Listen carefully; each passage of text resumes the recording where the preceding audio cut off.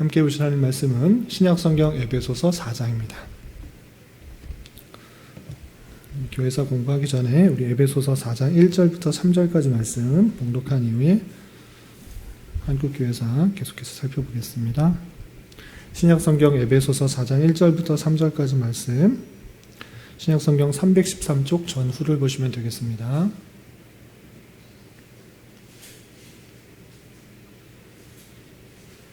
네, 찾으셨나요? 네, 함께 봉독합니다. 그러므로 주 안에서 갇힌 내가 너희를 권하노니 너희가 부르심을 받은 일에 합당하게 행하여 모든 겸손과 온유로 하고 오래 참음으로 서로 사랑 가운데서 서로 용납하고 평안에 매는 줄로 성령이 하나 되게 하신 것을 힘써 지키라. 아멘. 에베소서 4장에서는 바울 사도가 감옥에 갇혀 있음에도 불구하고 에베소 교회 성도들에게 특별히 구원을 받은 자로서 성령님께서 하나 되게 하셨을진데 서로 싸우고 또 미워하고 다투고 나뉘지 말고 겸손함으로 또 온유함으로 오래 참음으로 또 사랑 가운데서 서로 용납하여서 하나님께서 하나 되게 하신 그것을 기억하면서 하나 되게 하신 것을 힘써 지키도록 하신 말씀을 살펴볼 수 있습니다. 오늘 살펴볼 내용이 대신교단의 그런 형성과 발전의 내용들을 살펴볼 텐데 그 가운데서 우리가 이 말씀을 꼭 지켜야지 대신교단으로서의 자부심을 갖고 또 하나 되게 하신 그 내용들을 지킬 수 있기 때문에 이 내용들을 지키고 또 우리 교회 안에서뿐만 아니라 교대 안에서도 이런 것들이 잘 지켜나가기를 힘쓰는 그런 우리가 되어야 될 것입니다. 이 말씀을 가지고 또 오늘 한국교회사 세 번째 시간을 살펴보도록 하겠습니다. 우리 지난주에 배웠던 곳이 기억나시나요? 지난주에 배운 내용? 장로교회가 어떻게 분열되었는지, 우리나라의 장로교단이 150개가 넘게 아주 많이 이렇게 분열되어 있는데 왜 이렇게 교단이 많이 분열되어 있나 그 내용을 좀 살펴봤습니다. 기억나시죠? 그 내용들을 잠깐만 복습하고 오늘 지난주에 나오지 않았던 대신교단은 도대체 어떻게 나왔고 어떤 과정을 거쳐서 오늘날까지 이르는지 살펴보도록 하겠습니다. 그래서 지난주에 배웠던 거 살펴보면 1901년에 최초의 신학교인 평양의 조선 야소교 신학교가 세워졌고요. 그리고 1907년에 거기서 배출된 목사님들 그리고 그렇게 합쳐져서 처음에 노회가 세워졌습니다. 1907년에 노회가 세워졌고 또 1912년에 장로교회 총회가 처음으로 조직되었습니다. 그리고 이때가 일제 치하였기 때문에 그 장로교가 첫 번째 크게 세 번의 분열이 있는데 첫 번째로 분열하게 된 이유가 뭐였죠?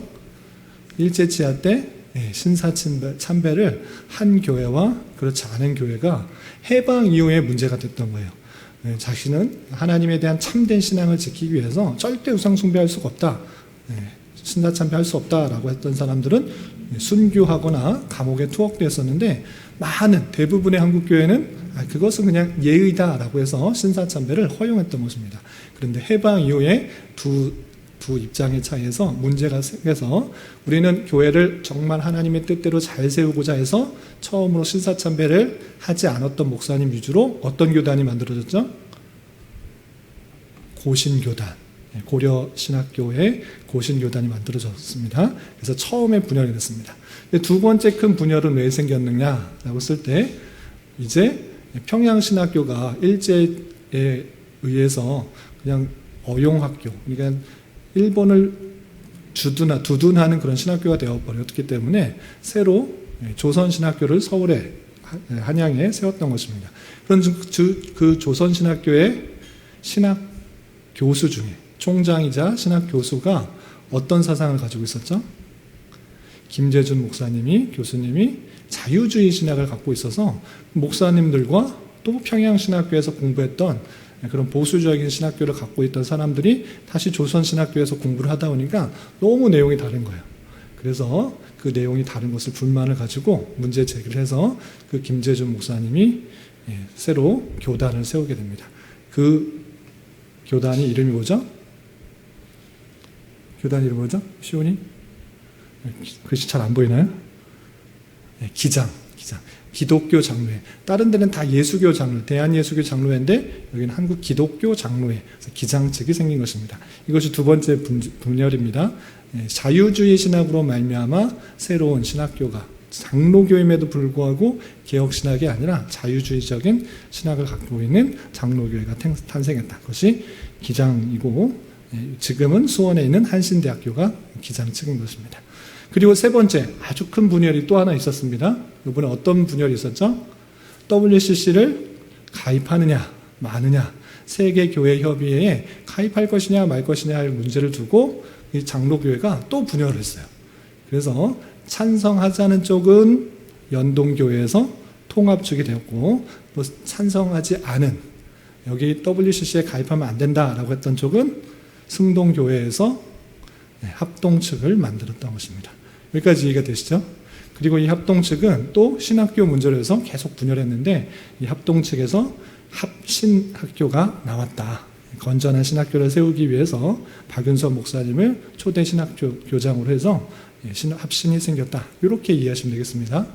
그리고 이 합동 측은 계속적으로 교권, 신학교 문제와 또 정치적인 문제로 해서 계속 분열을 해서 150개가 넘는 교단으로 아주 그냥 동네마다 조그만 신학교 하나씩 세워놓고 자기 교단이다 이렇게 만들어 놓는 안타까움이 있었다라고 했습니다. 기억나시죠? 그러니까 지난주에 배운 것입니다. 그런데 여기 이렇게 쭉 살펴봤을 때 대신교단이 나왔어요? 안 나왔어요? 안 나왔어요. 대신교단이 어디에 어떻게 생겼느냐, 그것을 오늘 보는 것입니다. 그래서 지난주에 배웠던 것은 3번에 걸쳐 큰 교단의 분열들, 고신과 기장과 통합과 합동, 합신이 어떻게 나왔나, 이런 건 기억하면 되시고, 이제 우리 교단이 대신교단이잖아요. 이 대신교단이 어떻게 생겼고 또 어떤 신학을 갖게 되었는지 오늘 시간 다른 데 이제 할 시간이 없어요. 오늘 시간 잘 들으면 우리의 뿌리를 잘 알 수 있는 것입니다. 집중해서 들으시고 각자 하나씩, 시온아 이렇게 하나씩 질문할 것들 생각해서 끝날 때 질문하시기 바랍니다. 자, 첫 번째, 교단의 설립자, 대신교단의 설립자가 누구인가 라고 할 때 김치선 목사님입니다. 들어보셨나요? 들어는 보셨죠? 얼굴이 이렇게 생기셨습니다. 이렇게 생긴 분이시고, 이분이 한국 신학 박사 중에 최초의 신학 박사이신 거예요. 이분이 어떻게 교단을 설립하게 되는지, 그리고 그가 갖고 있던 신학이 무엇이었는지 먼저 살펴보겠습니다. 이 김치선 목사님을 아시려면 그 전에 영재영 선교사라는 분을 아셔야 돼요. 영재영 선교사 혹시 들어보셨나요? 한국 이름이 영재영인데 실제 영어식 이름은 뭘까요? 루터 L 영이에요. 옆에 그 교환에 써있죠. 루터 L 영이라는 그런 사람이에요. 근데 한국식으로 루터라고 발음하기 힘드니까 한국식으로 영재영이라고 했던 사람입니다. 이 사람이 어느 나라 사람인가 라고 할 때 어느 나라 사람일까요? 미국? 캐나다? 캐나다에서 파송받은 선교사님이에요. 캐나다 장로교회 소속이었는데 한국에서 복음을 전파라라는 그런 사명을 받고 소명을 받고 한국에 와서 복음을 전파하는데 누구를 만났을까요? 김치선 목사님을 만났어요. 김치선 목사님을 만났는데 김치선 목사님뿐만 아니라 그때 당시에 한국이 잘 살았어요? 못 살았어요? 오늘날은 좀 선진국 대열에 들어선 것처럼 아주 잘 사는데 그때 당시는 일제 치하였기 때문에 잘 살지 못했어요. 그래서 많은 사람들이 잘 못 사는데 마찬가지로 김치선 목사님도 잘 사는 형편이 아니었어요. 그런데 이 영재영 선교사님이 김치선을 보고 나서 참 불쌍하고 힘들고 어렵게 사는 것을 보고 양아들로 삼았어요. 내가 너를 키우겠다. 정말 그 모습을 보고 복음도 전하고 양아들처럼 여기면서 삼으면서 계속적으로 후원을 해줬던 거예요. 그래서 이 김수선 목사님은 영재영 선교사님의 신학적인 사상도 잘 받고 또 후원을 받아서 열심히 공부할 수가 있었어요. 그래서 1926년 연세대학교, 지금 연세대학교 아시죠? 그때 당시는 연세대학교 안 하고 연희전문학교라고 이렇게 말했습니다. 연희전문학교 문과를 졸업하고 곧바로 어디 가느냐? 평양신학교. 지난주에 배웠죠? 최초의 신학교, 조선 야소교 장로의 신학교. 그것이 평양에 있기 때문에, 다른 데 없기 때문에 그냥 평양신학교로 이른바 불립니다. 그래서 평양신학교에 입학했어요. 그리고 그 평양신학교에서 오랫동안 학업을 하는 것이 아니라 한 학기만 공부했어요. 그리고 어쩔 수 없이 일본으로 가게 돼요. 왜 일본으로 갔을까요?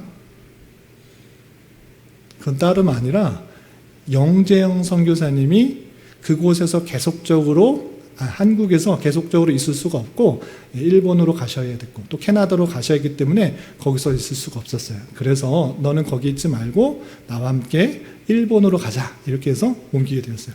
근데 일본으로 가서 어느 신학교에 가게 되었느냐라고 할 때 고베중앙신학교라고 그 신학교에 가게 됩니다. 이 고베 신학교는 개혁신학을 아주 잘 가르치는 장로교 신학교였어요.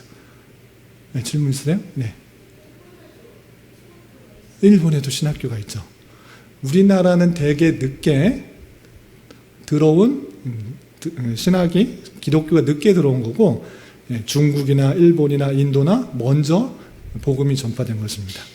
그러니까 좋은 뜻으로 말하면 복음이 먼저 전파되고 선교사님이 들어오고 신학교가 세워졌다 이거지만 우리나라가 작은 나라여서 세계 사람들이 잘 알지 못했어요. 그래서 큰 나라 위주로 알았던 거죠. 중국이나 인도나 일본이나 동남아 이런 식으로 큰 나라만 갖고 뒤늦게 한국이라는 나라에 마음을 두고 선교사들이 파송된 거예요. 그래서 일본에도 먼저 기독교가 들어왔던 것입니다. 그래서 개혁신학을 갖고 있었던 장로교 신학교, 고베 신학교에서 이 김치선 목사님께서 공부를 하게 돼요. 여기까지 이해되시죠? 그리고 1931년 신학교를 졸업하고 일본에 있는 조선 장로교회, 일본 사람만 있는 것이 아니라 일제치하에서 있었기 때문에 많은 한국 사람들이 일본에서 살고 있었습니다. 그래서 조선 장로교회 목사로서 안수를 받게 되었습니다. 그리고 어떻게 했느냐? 이분이 영재영 선교사님이고 이분이 카나다 장로교회 선교사님으로서 개혁신학과 장로교회의 중요성을 가지고 사역했습니다. 그리고 이거 성명을 안 하고 그냥 넘어갔는데 왜 영재영 선교사님이 한국에서 잘 사역하다가 그만 갔을까? 다른 데로 갔을까? 일본으로 가고 다시 카나다로 돌아갔을까? 그 내용도 아는 것이 중요해요. 이거 설명하고 갈까요? 아니면 빨리 넘어갈까요? 설명해 드릴까요? 이 영재영 선교사님이 장로교 선교사님이셨잖아요. 그런데 이 장로교 선교사님들이 다 그런 건 아닌데 이 영재영 선교사님은 그 장로교 신학의 중요성을 잘 알고 있던 사람이에요. 그래서 어떤 일을 썼느냐? 캐나다 장로교에 파송되었던 이 영재영 선교사님이 자신이 개혁신학을 가지고 그 성경을 잘 설명하고 전파했는데 그 장로교를 잘 세웠는데 캐나다에서 자기가 파송한 나라가 어디예요? 캐나다에서 어떤 일이 발생하느냐? 장로교나 침례교나 감리교나 다 통합이 이루어졌어요. 그런 것보다 통합이 이루어져 가지고 이제 장로교의 정체성이 없어졌어요. 그래서 그 캐나다 본국에서 통합이 되었기 때문에 너 갖고 장로교의 이 역할들을 할 필요가 없다. 너는 그냥 통합적인 신학들을 말해라. 이런 식의 요청이 있었어요. 그래서 이 영재영 선교사는 난 그럴 수 없다.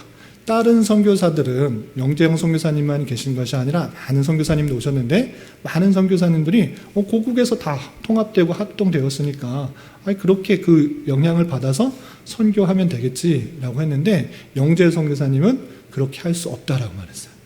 나는 장로교 신학이 가장 성경적인 신학이다라고 생각해서 카나다에서 원하는 대로 그렇게 할 수 없다 해서 그 지역인 함경도 지역에서 나와서 일본에 있거나 또는 캐나다에서 계속적으로 한국의 장로교회 개혁신학을 가르쳐주기 위해서 더욱 힘썼던 거예요. 그래서 자기가 나올 때 이 김치선 목사님도 일본에 와서 고베 신학교에서 신학을 배워라. 그것이 오히려 좋은 신학을 배우는 것이다. 이렇게 말하게 된 것입니다. 그리고 계속적으로 김치선 목사님은 영재영 선교사의 후원으로 일본에만 있었던 것이 아니라 이제 미국으로 가요. 미국 어디 갔느냐? 필라델피아에 있는 웨스트민스터 신학교에 입학하게 되었어요. 고베 신학교에서 수업도 하다가 거기서 그치는 것이 아니라 더 많은 것을 알려주기 위해서 웨스트민스터 신학교에 입학했어요. 이 웨스트민스터 신학교는 개혁 신학을 가리키는 학교일까요? 아니면 자유주의적인 신학을 가리키는 학교일까요? 이름에서 좀 눈치챘다시피 개혁 신학의 내용을 가르쳐주는 학교예요. 원래 미국에 프린스턴 신학교가 있었는데 그 프린스턴 신학교가 처음에는 잘 개혁 신학의 내용들을 잘 가르치다가 좌경화되었어요. 자유주의 신학으로 변해서 그 신학교에서 개혁 신학의 내용들을 더 가르치기 위해서 생긴 신학교가 웨스트민스터 신학교입니다. 거기 들어가서 공부를 계속적으로 했던 거예요. 이때 웨스트민스터 신학교에 한국 유학생이 있었을까요? 없었을까요? 당연히 없었어요. 최초의 한국 유학생이어서 열심히 영어도 하고 공부를 했던 것입니다.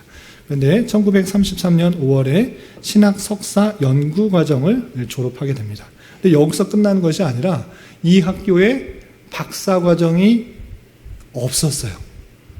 신학 석사 과정은 있었는데 박사 과정이 없어서 박사 학위를 받아야지 고국으로 들어와 또 신학교를 할 수 있기 때문에 박사 과정을 거치기 위해서 어느 학교를 갔느냐?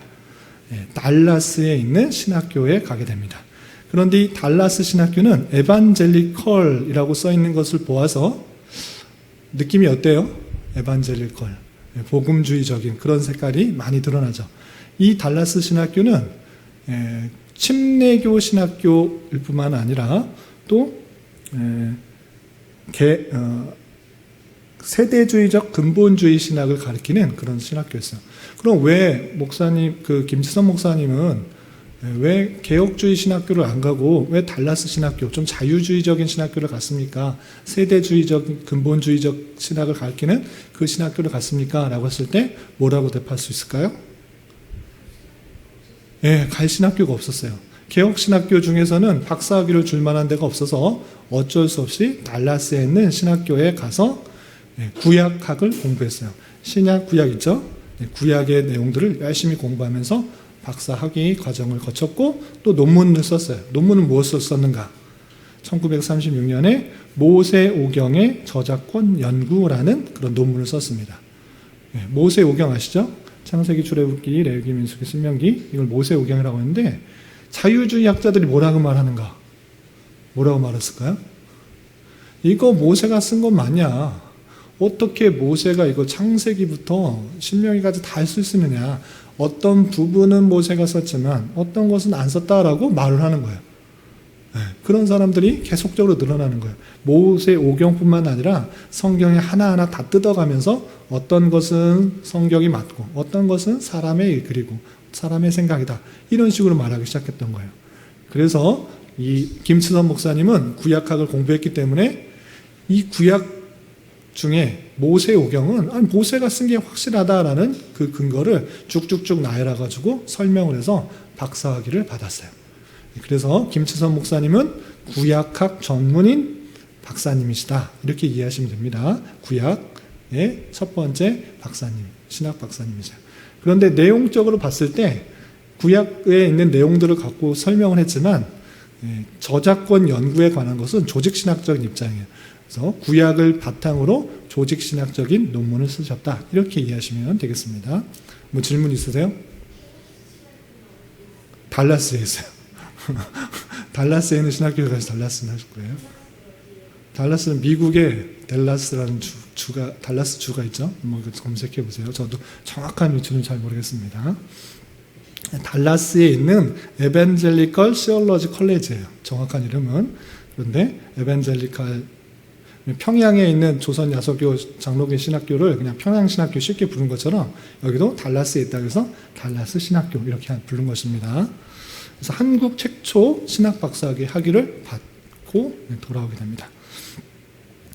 그리고 아까 말씀드린 것처럼 웨스트민스터 신학교는 개혁주의 신학을 계승하기 위하여 설립된 신학교지만 댈러스 신학교는 세대주의적 근본주의 신학교인데 그가 그 학교를 진학한 이유는 침례교 계통의 신학교 외에 박사학위를 수여하는 개혁주의 신학교가 없었기 때문에 김치선 목사님뿐만 아니라 뒤에 개혁신학을 갖고 계신 박형룡 박사님이라는 분도 어쩔 수 없이 침례교 계통의 신학교에서 박사학위를 수여하는 그런 일들이 있었다. 이렇게 이해하시면 되겠습니다.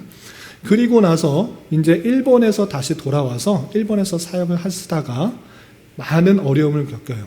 일본에서 사역하는 것은 당시에 편한 일이 아니었고 한국에서도 마찬가지고 일본에서도 마찬가지로 조선인, 한국인으로 산다는 것, 또 교회, 하나님을 믿는다는 것은 편한 일이 아니었어요.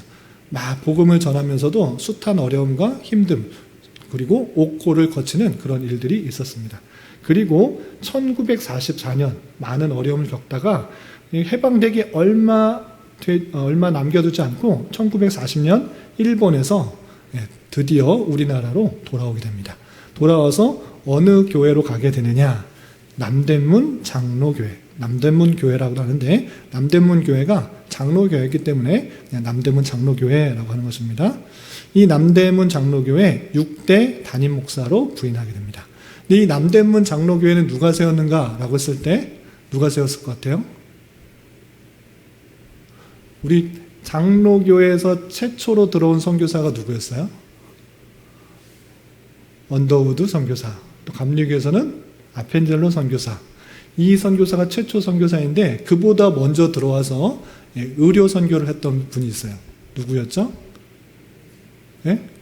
알렌 선교사. 알렌 선교사가 들어와서 죄중원을 열고 많은 의학적 서양 의학을 가르쳤던 의학으로 치료했던 그런 분입니다. 그 알렌 선교사가 자기 집에서 다른 선교사들과 모여서 기도하고 예배했던 그 교회가 남대문 교회로 이름이 바뀌면서 지낸 거예요. 그 교회. 그러니까 한국에서 어떻게 보면 제일 큰 교회, 제일 먼저 생기기도 하고 제일 큰 교회로 부임을 하게 됐던 것입니다. 이해되시죠? 그 남대문 장로교회의 모체인 재중원, 이 재중원이 이 모습입니다. 여기서 의료 선교를 많이 했던 것입니다. 알렌 선교사가. 그런데 이 김치선 목사님이 많이 공부를 하고 일본에서도 공부할 뿐만 아니라 또 미국에서도 공부 열심히 하고 돌아오셨잖아요. 그런데 이 분의 목표가 무엇이었을까요? 우리나라를 보면서 목표가 무엇이었을까요? 돌아와서 나 신학교 열심히 공부했으니까 무엇하고 싶으셨을까요? 신학교를 잘 세우고 싶으셨기도 하겠지만 김치선 목사님은 그것보다 우리나라의 아픔들을 보면서 전도를 해야겠다. 하나님 복음을 전해야겠다라는 생각들이 더 먼저 들었어요. 지금 나라가 잘 세워진 그런 형편이 아니라 다 먹고 사는도 힘들고 일제 치하에 많은 것들을 다 수탈되어 있고 너무나 힘든 그런 상태예요. 그래서 이 나라 그리고 그 힘들어하는 그 모습들을 보면서 이것을 살릴 것은 오직 복음밖에 없다라는 것을 깨달았어요. 그래서 이 김치선 목사님은 돌아와서 구령운동, 영혼을 구원하는 복음 전파의 운동을 했고 또 기도 운동을 기도를 하기를 힘썼어요. 그래서 우리나라를 살릴 수 있는 방법은 오직 구령 운동밖에 없다. 또 기도를 열심히 하는 것밖에 없다라는 생각을 굳게 갖게 됩니다. 그래서 민족 구원의 열정을 가지고 새벽 기도회를 열심히 할 뿐만 아니라 전 국민, 우리나라가 3천만 명 정도 됐었는데 그때 10분의 1을 하나님 앞에 드리겠습니다라는 그런 소망을 가졌어요. 그래서 전 국민의 10%인 300만 명을 부흥시키겠다. 300만 명의 복음을 전해서 구령하겠다라는 그런 마음을 가져요. 그래서 복음을 열심히 전하고 이곳저곳에서 부흥회를 하면서 우리가 살아날 길, 우리나라가 살 길은 오직 하나님을 온전히 믿고 그 은혜를 받는 것밖에 없다라는 것들을 전국의 각지에 돌아다니면서 이른바 부흥집회, 부흥회를 하게 되는 것이에요. 그리고 이 김치선 목사님의 혹시 별명 아시는 분 있으세요? 별명? 김치선 목사님의 별명이 있는데 그것은 뭐냐면 한국의 예레미야. 예레미야 선지자가 어떤 선지자냐면 성경책 중에 예레미야 애가 있잖아요. 애가가 어떤 책이죠? 예레미야가 슬픔을 가지면서 노래 부른 책. 그래서 예레미야 예가인데 그만큼 예레미야는 그 타락하고 무너져가는 쓰러져가는 이스라엘 백성들을 보면서 눈물로 탄식하면서 안타까워했던 그런 선지자예요. 김치선 목사님이 어떠했느냐? 여러 가지 신학도 잘 배우고 많은 것들을 배웠는데 이 나라의 무너진 모습을 보면서 너무 안타깝던 거예요. 그래서 부흥 집회 때마다 뭐였냐면 눈물로써 설교를 했어요. 우리가 일어날 길은 오직 하나님을 믿는 것밖에 없다. 예수 그리스도의 은혜를 받는 것밖에 없다라는 것들을 강력하게 설포하면서 복음을 전하면서도 눈물을 흘리고 기도를 하면서도 눈물을 흘리고 부흥 집회마다 그 뜨거운 열정 가운데 눈물을 흘리지가 않을 집회가 없을 정도로 강력하게 그 안타까움을 설명하고 또 설교하고 또 복음을 전파하면서 눈물을 흘렸어요. 그래서 별명이 한국의 예레미야다라고 할 정도로 그 구령의 마음을 가지고 우리나라를 살리기를 바라는 마음으로 곳곳을 돌아다니면서 부흥 집회를 열심히 했던 것입니다. 그런데 혼자 이렇게 3천만 명이나 되는 우리나라 사람들 다 돌아다니면서 복음을 전할 수 있을까요? 없을까요? 안 돼요. 혼자 열심히 돌아다녀봤자 1년에 52주밖에 안 되는데 주일만만 돌아다녀도 52장소밖에 안 되는 거. 하루씩 매일 다녀도 365장소밖에 안 되는데 제한을 느낀 거예요. 그래서 이 김수서 목사님이 무엇을 생각하셨을까요? 나 혼자 복음을 전하는 것이 아니라 나와 같은 지도자, 목회자를 양성해서 복음 운동을 해야겠다 이렇게 생각을 했던 거예요. 이해가 되시죠? 그래서 세운 것이 무엇이냐? 자기가 목회하는 그 남대문 장로교회에 신학교를 세웠어요. 자기 교회, 내가 담임 목사니까 그곳에서 신학교에서 지도자를 양성하기 시작했던 것입니다. 그래서 생긴 신학교 이름이 남대문 장로회 신학교. 그래서 이른바 대한신학교가 생긴 거예요. 이 대한신학교가 우리 대신교단의 모체 신학교가 되는 것입니다. 이해가 되시죠? 그래서 부흥운동을 감당하기 위해서 지도자 양성하기 위해서 남대문 장로교회에 대한신학교를 세웠는데 주간에 세운 것이 아니라 야간에 세웠어요. 주간에는 복음 전토하고 곳곳에 나가면서 부흥 집회를 하고 다시 저녁에 돌아와서 신학교 강의를 시작하신 거예요. 이 김치선 목사님은 학위 최초의 신학 박사이시기 때문에 여기 남대문 장로교에서는 자기가 교장일 뿐만 아니라 교수인 것을 하게 된 것입니다. 그리고 그것에 그치는 것이 아니라 자기가 신학 박사이기 때문에 그 장로교 신학교가 있는 것입니다. 합동 측에 신학교가 대구에 있었어요. 총회신학교. 거기에서도 교수로서 강의를 계속적으로 하신 것입니다. 그래서 자신이 학위가 있기 때문에 교수도 하고 또 신학교도 세우는 그런 역할들을 했던 것입니다. 그리고 야간 신학교를 세워서 대부분 학생들은 남대문 장로교회 성도였어요. 자기 교회 성도들 지도자로 세우기 위해서 평소에는 주간에는 일하게 하고 저녁에는 다시 교회에 와서 공부하라 이렇게 시켰던 거예요. 그래서 야간 신학교로 이 처음 신학교가 운영이 되었던 것입니다. 그리고 평양에서 지금 전쟁도 일어나고 그래서 전쟁도 일어나서 그 남으로 내려온 개신교 믿음이 있는 그런 사람들이 많이 공산정권에 있기에 어렵기 때문에 다 피난해서 내려왔는데 그 사람들을 대상으로 신학교를 계속적으로 운영했던 것입니다. 그리고 이 대한신학교, 남대문 신학교가 갈림길에 들어섰어요. 이것을 계속 운영할 수가 없는 그런 형편에 들어서게 된 것입니다. 우리 시온이도 쭉 들어보고 궁금한 거 있으면 물어보시기 바랍니다. 왜 대한신학교가 잘 운영되는 그런 신학교가 갈림길에 들어섰는가? 다음과 같은 사실 때문에 그렇습니다. 계속적으로 운영하고 있었는데 장로교가 WCC 가입 문제로 우리 지난주에도 배웠고 아까도 잠깐 설명했습니다. 장로교가 WCC 가입 문제로 합동축과 통합축이 분열됐다고 그랬습니다. 이거 기억나시죠? 합동과 통합이 분열됐는데 이것이 1959년이에요. 그랬을 때 이 신학교, 이 장로교 신학교가 누구 것이 되냐면 통합 측의 장로교 신학교가 가져가게 됐어요. 그러면 합동 측의 신학교가 있어요, 없어요? 없게 되는 거잖아요. 왜? 장로교 신학교가 통합 측에서 가져기 때문에 이제 합동 측의 신학교가 없게 되었어요. 그래서 이 합동 측 신학교가 없으니 김치선 목사님에게 무엇을 말했냐면 대한신학교에 지금 신학교 학생들을 받아서 주간에 공부할 수 있도록 해 주십시오 라고 이렇게 말을 한 거예요. 야간의 신학교였기 때문에 주간에는 그 장소가 비었으니 그런 곳에서 공부를 할 수 있도록 해 주십시오 라고 이렇게 말해서 받아들였어요. 그런데 그것만 말한 것이 아니라 이제 대한신학교를 그냥 합동 측 총회 신학교로 받아주십시오. 우리 합칩시다. 이렇게 말했던 거예요. 그런데 그 김치선 목사님께서 그 요청을 받아들이셨을까요? 받지 않으셨을까요? 받지 않으셨어요. 그냥 신학교 그 학생들이 그냥 그 장소에서 주간에 공부하는 것은 받아들일 수 있는데 우리 대한신학교가 그 합동 측의 총회 신학교가 될 수는 없다. 이렇게 마음을 했던 것이에요. 그런데 그렇게 받아들이지 않고 장소만 빌려줬었는데 어떤 문제가 발생하느냐.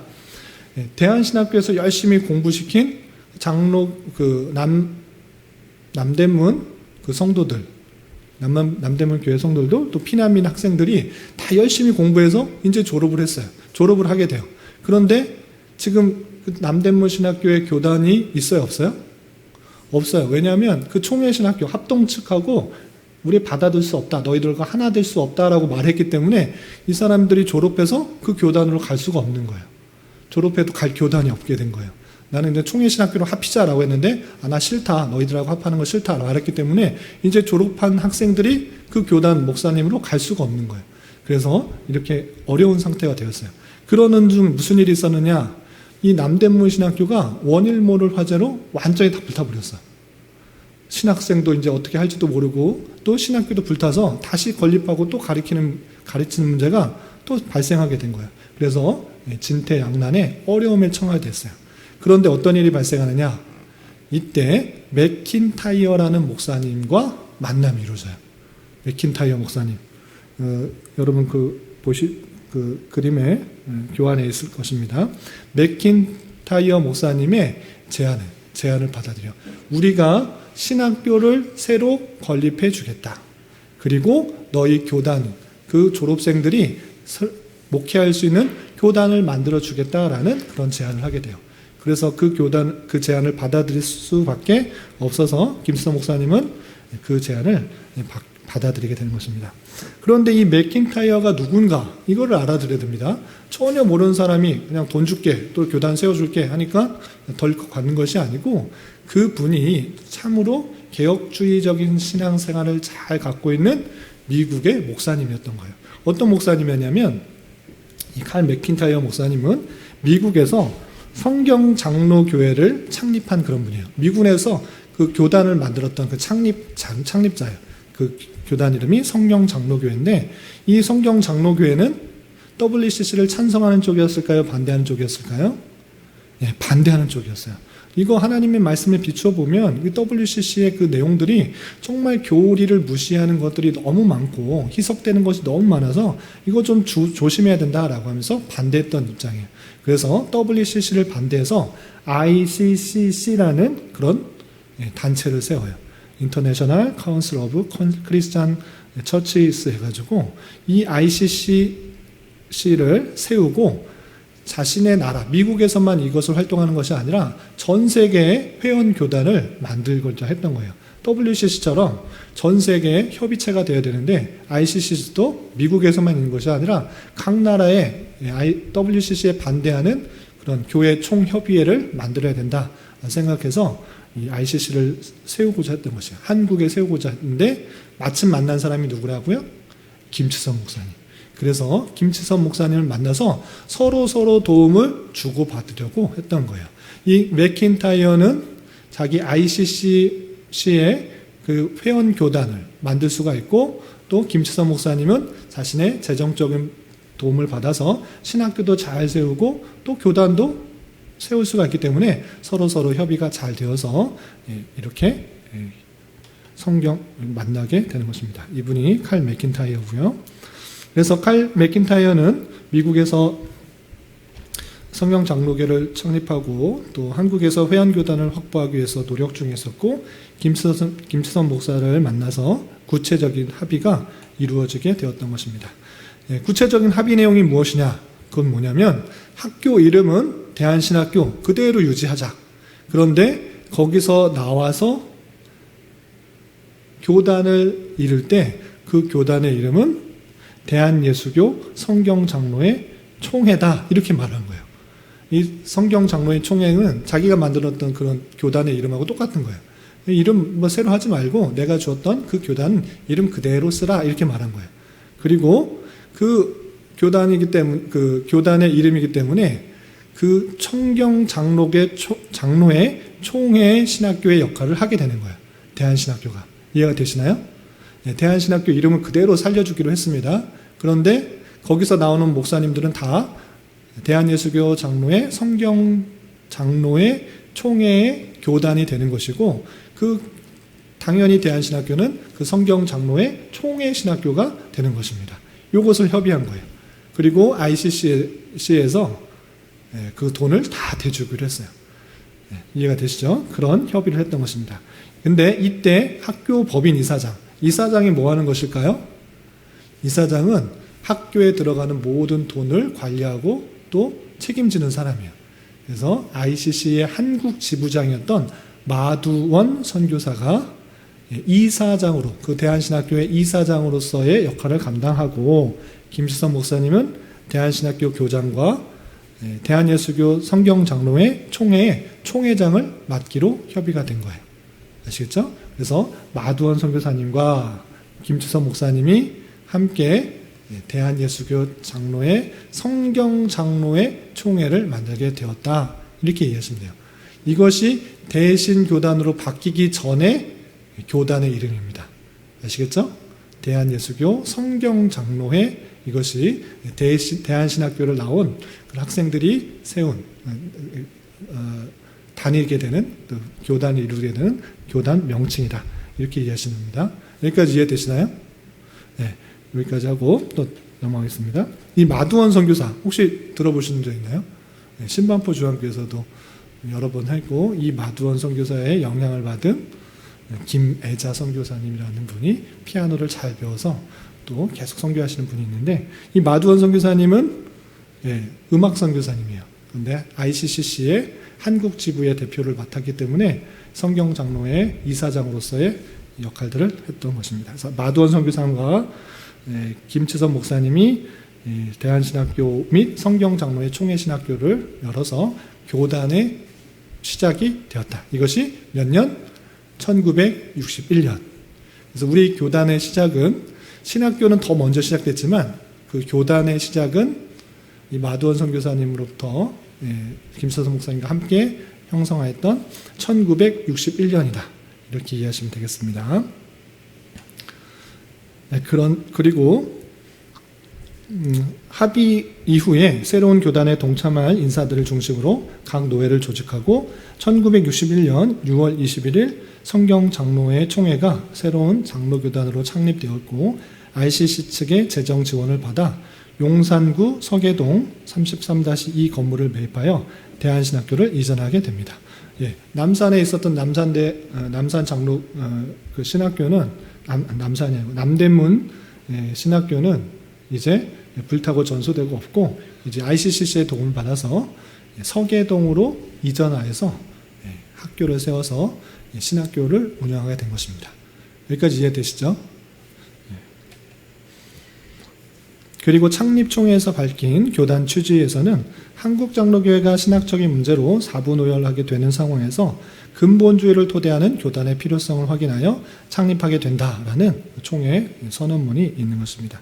그래서 근본주의가 처음부터 나빴던 것이 아니고, 근본주의는 아주 개혁주의, 또 성경에 내어 있는 아주 5가지 핵심 사항을 잘 요약하기 때문에 아주 귀한 그런 내용들인 것입니다. 근데 후에 또 변질되어 있는 내용이 있지만 처음에는 좀 좋은 내용이다, 이렇게 생각하시면 됩니다. WCC 등의 다양한 자유주의와 또 다양한 사상 속에서 또 근본으로 돌아가려고 하는 핵심 사상을 가지려고 했던 그런 총회의 노력들이 있고 사상들이 있다, 이렇게 보시면 되겠습니다. 그런데 이 신학교가 안타깝게 총회가 분열되는 그런 일이 있습니다. 어떻게, 왜 분열되고 신학교가 나뉘게 되는지 그 내용을 좀 살펴보겠습니다. 그것은 다른 이유가 있는 것이 아니라 대한신학교 이전 후에 김치선 목사님의 건강이 점점 나빠지게 되었어요. 그래서 1966년 9월 6일 교장을 당시에 25살밖에 되지 않았던 자신의 아들 김세창에게 이양하게 되었어요. 자기가 건강이 나쁘니까 학교를 운영할 수가 없잖아요. 그래서 이제 다른 사람에게 줘야 되는데 그걸 누구에게 줬느냐? 자신의 아들에게 줬어요. 근데 아들에게 주는 것을 모든 사람의 협의하에서 줄 사람이 없고 아들이 제일 적합하다 이렇게 준 것이 아니라 독단적으로 자신의 아들에게 그냥 이양해 버린 거예요. 그런데 아까 이사장이 누구라고 했죠? 학교 이사장 마두원 선교사. 이 마두원 선교사가 재정을 받아서 그 모든 것들을 협의하고 치리하고 결정해야 되는 그런 사람인데 그런 것을 전혀 배제하고 이 마두원 선교사는 들러리로 아무 역할도 하지 않는 그런 사람을 만들어버리고 그 학교를 그냥 김세창에게 아들에게 주게 된 거예요. 그래서 문제가 발생합니다. 학교 법인 이사장인 마두원 선교사를 완전히 배제시킴으로 말미암아 이 대한신학교는 사실상 김세창 목사의 전유물, 사유화가 되어버렸어요. 그래서 교단의 목사님들이 가만히 있을까요? 가만히 있을 수가 없죠. 그냥 개인 학교가 돼버린 거예요. 좀 이사장 의견 전혀 들어가지 않고 그냥 자기 마음대로 운영할 수 있는 학교가 되어서 문제가 발생합니다. 그래서 이 성경장로회의 선교부 측 목사님들이 1967년 11월 16일에 연희 제1교회에서 긴급 총회를 열어요. 지금 저렇게 갑자기 몸 아프다고 자신의 아들에게 모든 것을 맡기고 저렇게 됐는데 이거 안 된다. 이렇게 되면 안 된다. 이렇게 말해서 총회를 열어서 방효정 목사를 새로운 총회장으로 선임함과 동시에 임원회를 조직하고 대한신학교가 성경장로회 총회 소유라는 결정을 내리고 사유화를 막을 했어요. 이것은 총회 신학교지 어떻게 대한신학교, 그러니까 서로의 입장이 있는 것입니다. 왜냐? 이 김치선 목사님이 대한신학교를 세웠잖아요. 대한신학교 세웠으니까 이건 내 교회다, 내 신학교다라는 생각을 갖고 있는 것이고 또 선교부 측에서는 ICCC에서 그 후원해서 세운 성경장로교회 총회 신학교라기 때문에 우리 거다라고 생각을 하는 거예요. 서로 입장을 가져서 이 김치선 목사님은 그냥 아들에게 물려줬는데 이 다른 입장에서는 그것은 성경장로회 총회 소유의 총회 신학교다라는 그런 결정을 하고 그것을 싸운 거예요. 그거 우리 거다라고 말을 했던 것입니다. 그런데 그것이 서로의 입장의 차이가 있기 때문에 서로에게서는 결정이 되지 않았어요. 그런데 재판을 걸어서 이것이 법정 다툼으로 해서 법원의 결정이 나도록 했는데 누구가 승리했을까요? 법원은 누구의 손을 들었을까요? 신학교 측, 대한신학교 측, 그러니까 김치선 목사님과 그의 아들 측에 그것이 맞다라고 법원의 결정이 나버렸어요. 그래서 어쩔 수 없이 이 성경장로회 총회의 신학교라고 주장했던 사람들이 낙동과 오리알 같이 그 재판에 졌기 때문에 그 대한신학교의 소유권을 주어버리게 됐어요. 그래서 어쩔 수 없이 둘은 나뉘게 되었던 것입니다. 그래서 교단과 신학교가 분열되는 그런 일이 일어나게 된 것입니다. 그래서 선교부 목사님들은 ICC의 도움을 받아서 마두원 선교사님을 중심으로 어쩔 수 없이 총회 신학교를 다시 세울 수밖에 없었어요. 그래서 성경장로회 총회 신학교를 다시 열게 되었습니다. 그리고 학교 이름을 그쪽에서는 대한신학교라고 이름을 갖고 있으니까 이름을 뭐라고 지었냐면 신앙신학교라고 이름을 지었어요. 그리고 교단명은 그냥 대한예수교회 성경장로회라는 이름을 그대로 유지했고 그런데 대한신학교에서 나온 사람들도 그냥 성경장로였잖아요. 그런데 이름을 똑같이 쓰면 돼야 안 돼요? 신학교가 나뉘었기 때문에 이름을 똑같이 쓰면 안 돼요. 이름을 같이 신학교는 다른데 이름을 똑같이 쓰면 안 되니까 이 대한신학교에서 나오는 목사님들은 무엇이라고 말했느냐? 대한예수교 장로회 성장측이라고 불렀어요. 아주 비슷하죠? 성경장로회라고 성장측. 아주 비슷하게 하지만 다르게 이렇게 나뉘게 되었던 것입니다. 그런데 이 선교부 측의 신학교, 신앙신학교, 성경장로회는 마두원 선교사님이 갑자기 강원도에서 교통사고로 돌아가셨어요. 그래서 미국 성경장로교 독립선교부 지원이 끊어졌어요. 그 사람을 통해서 계속 지원했는데 그 사람이 순교했기 때문에 돌아가셨기 때문에 선교비가 나오지 않아요. 끝이에요. 그래서 그 성경장로회와 신앙신학교는 더 이상 재정적인 힘이 없었기 때문에 쇠락의 길을 가게 되었고, 신학교도 또 값싼 그런 임대료 싼 그런 곳을 전전하면서 운영하다가 최종적으로는 춘천에서 이 신학교가 문을 닫게 되었습니다. 그리고 이걸 여기까지 이해되시죠? 최순진 목사님까지만 하겠습니다. 다음에 힘드니까 여기 최순진 목사님까지 집중해서 드리도록 하겠습니다. 이제 이 분열 상태에서 이제 다시 교단을 정비한 사람이 누구신가 할 때 최순진 목사님이요. 최순진 목사님 누구인가 계속해서 살펴보겠습니다.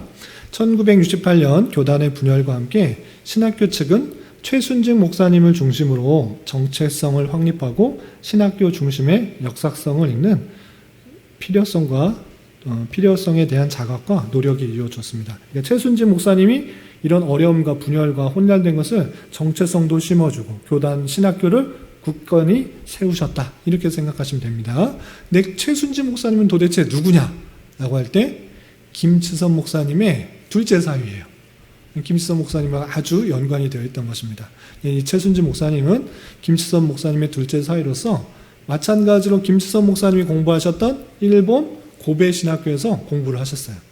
그런데 공부를 열심히 하고 있는 중에 장인인 김치선 목사님께서 돌아가셨다는 이야기를 듣고 급히 한국으로 돌아와서 그 뒤를 수습을 하기 시작했던 거예요. 신학교 사상들 잘 배웠고 개혁신학의 내용들을 잘 배웠기 때문에 최순진 목사님은 신학교를 잘 지키고 또한 교단의 여러 가지 혼란스러운 상황들을 잘 수습하기 시작했던 것입니다. 그래서 최순진 목사는 1968년 돌아오셔서 74년 미국에 가기 전까지 만 6년이라는 기간 동안에 신학교와 교단을 이끌어 나가는데 아주 중요한 정체성을 대신으로 확립하며 중요한 역할들을 감당했는데 크게 두 가지로 요약할 수 있습니다. 첫 번째, 교단 명칭을 이제 드디어 대신이라고 붙였어요. 이전까지는 뭐였어요? 대한예수교 성경장로회였는데 그 신학교가 분열되면서 대한예수교 성장측이라고 표현했어요. 그런데 자꾸 헷갈리니까 성장하고 이거 빼자.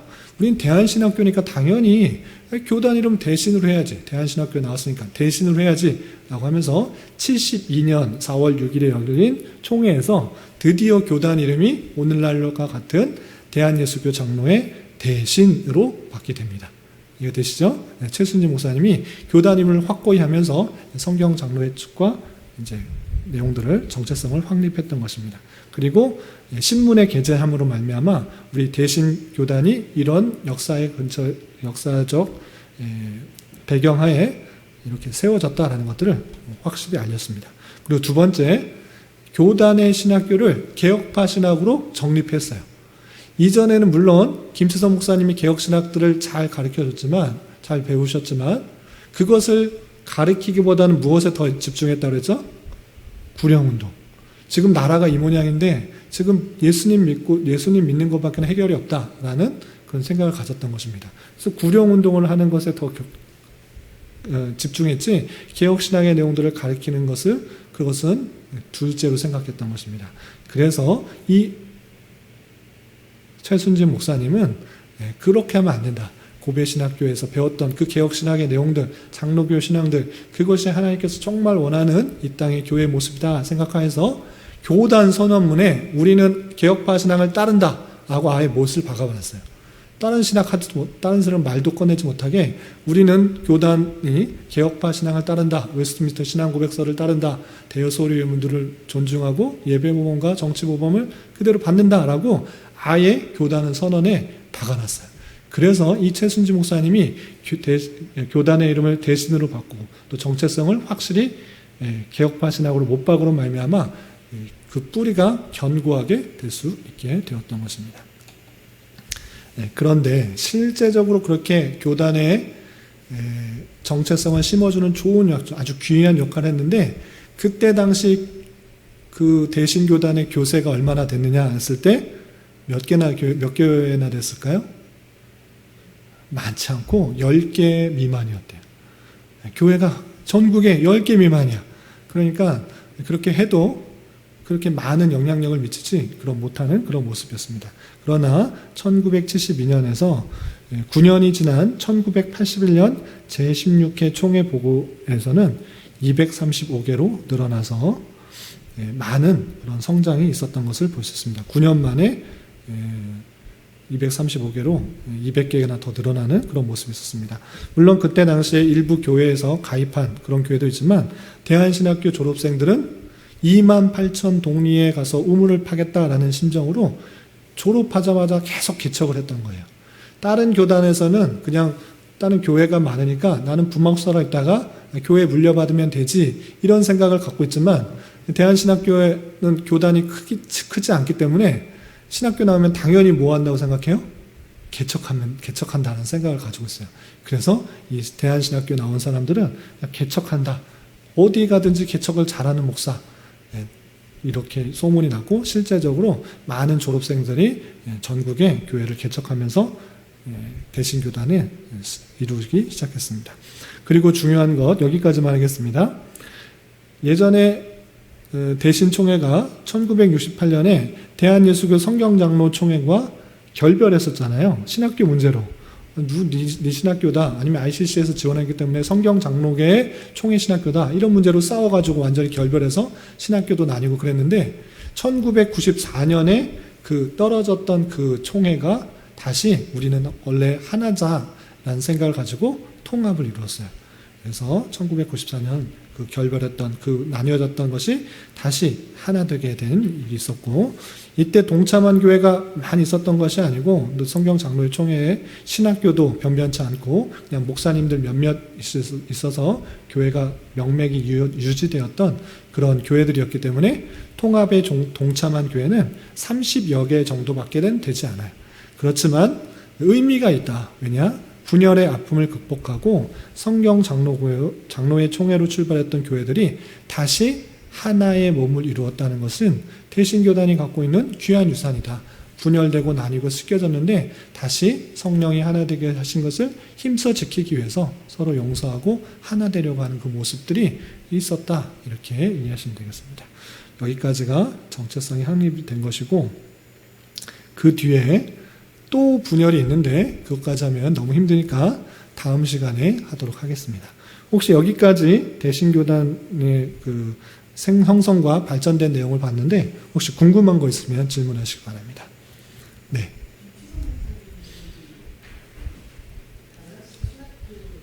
네. 네.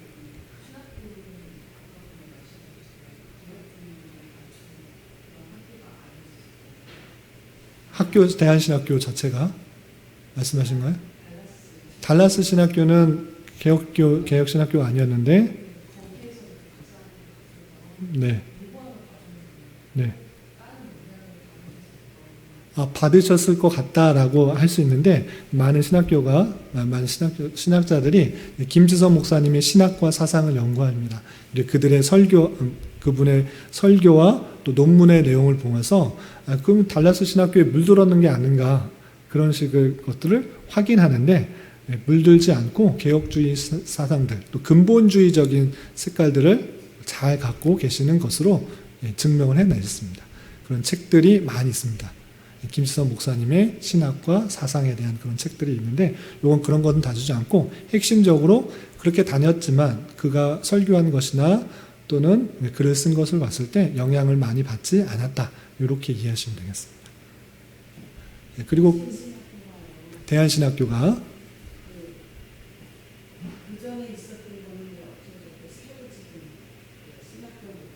그거 조금 이따 다음 주에 배울 텐데 여기 밑에 있는데요. 맨 처음은 남대문 신학교, 자기 교회에다가 학교를 세운 것입니다. 그런데 이제 참 세우다가 이게 어떤 이유인지 모르지만 불타서 없어졌습니다. 야간 신학교를 세우다가 이제 남대문 그 교회 신학교가 아니라 서교동에 ICC의 도움을 받아서 서교동에 이른바 청파 신학교라고 하는 그런 신학교를 세워서 운영을 하고 있었던 것입니다. 그리고 나중에 이제 좀 95년에 나오는데 이제 석수동으로 옮겨와요. 석수동으로. 그것은 이제 더 크고 확실한 거기는 좀 작은 신학교고 여기는 좀 크고 또 총회 회관까지 함께 있는 그런 곳에 마련을 하게 됩니다. 그래서 이전을 해 오게 되고 또 이제 또 안양대로 또 옮겨오게 되고 또 여러 가지 분야들이 있는데 그건 다음 시간에 살펴보도록 하겠습니다. 대한신학교가 맨 처음에 남대문 신학교에서 출발해서 대신교단의 모체가 되는 신학교로서 출발했다. 그리고 다른 교단과는 달리 김치선 목사님께서 개혁신학의 내용들 가지고 자생한, 스스로 세운, 분열로서 세워진 것이 아니라 자생해서 생겨졌기 때문에 그 분열 역사, 지난주에 배웠던 분열 역사에 등장하지 않는다. 오히려 분열된 신학교에서 김치선 목사님이 강의를 하셨어요. 강의를 하셨다라는 그런 기록이 있고 또 강의로 교수로 하셨을 뿐만 아니라 남대문 신학교에서는 교장으로서의 역할들을 했는데 그런데 개혁주의 신학의 내용들을 잘 가르쳤다기보다는 아까 말한 것처럼 김치선 목사님은 이 나라가 너무나 피폐해지고 망해가는 그 모습을 보면서 안타까워서 구령운동에 더 집중했어요. 부흥집회를 오히려 더 많이 다닌 그것을 위해서 신학교를 세운 그런 목사님이신 거예요. 그래서 그 목적이 복음전도, 구령운동, 또 부흥집회, 기도운동 이런 것에 더 집중한 모습들이 김치선 목사님에 잘 드러났지만 그의 둘째 사위인 최순진 목사님이 고배신학교에서 돌아오셔서 그가 돌아가시고 학교를 물려받아 교단의 신학교를 완전히 정립해서 개혁주의 신학이 그때부터 비로소 드러나는 거죠. 우리 학교는 대신이다. 대신교단이고 그리고 개혁주의를 올바로 표방한다라는 것을 아예 교단 선언문에 딱 해놓고 교단이 뿌리를 잘 내리고 세워지기 시작한 거죠. 그렇게 이해하시면 되겠습니다. 그래서 최순진 목사님에 대해서 나오는데 이 최순진 목사님이 또 다음에 나올 백석교단의 1대 총회장이에요. 백석교단. 그래서 이제 백석교단하고 대신교단이 합해지려고 하다가 완전히 사분오열된 내용이 밑에 교환에 나오는데 그것까지 하면 시간이 너무 지나니까 여기까지 하도록 하겠습니다. 우리 시온이 또 혹시 궁금한 거 있어요? 없어요? 질문 하나씩 하라고 했는데 시온이만 안 했네. 끝나고 그럼 하시기 바랍니다. 여기까지 하고 마치도록 하겠습니다. 기도하겠습니다. 하나님 아버지 감사합니다. 오늘 대신교단의 형성과 또 발전의 여러 가지 내용들을 살펴보았습니다. 하나님께서 은혜 가운데 또 김치선 목사님을 통하여서 또 개혁신학의 내용들을 한국에 또 전해지게 하여 주시고 또 신학교를 세우고 또 그의 사위를 통하여서 어떤 것이 또 바른 신학의 내용들인지 생각하며 교단을 세우고 또 교단을 선언하는 내용들을 살펴보았습니다. 이런 모든 과정 속에서 하나님께서 교회를 향하신 놀라운 사랑들이 있고 또 바른 내용들을 이끌어 가시는 하나님의 놀라운 섭리가 있는 줄 알아 우리가 그 내용들을 전해받은 자로서 귀한 것들을 잘 지키고 또 정체성을 잘 유지하여서 하나님을 기쁘시게 하고 또 많은 사람들에게 유익을 주며 또한 성령이 하나 되게 하신 것을 잘 지키는 그런 교단 될 수 있도록 주님 인도하여 주시옵소서. 주님이 교회 내에 여러 가지 육체적인 문제로 또 경제적인 문제로 또 가정적인 문제로 하나님 앞에 간구하는 여러 지체들이 있사오니 주님께서 붙들어 주시고 그들의 기도 응답해 주시사 가장 선한 것들로 응답해 주시고 우리 교회가 주님 보시기에 아름다운 교회로 또 찾으시는 교회로 잘 세워질 수 있도록 은혜를 더하여 주시옵소서. 이 모든 말씀 예수님의 이름으로 감사히 기도드리옵나이다. 아멘.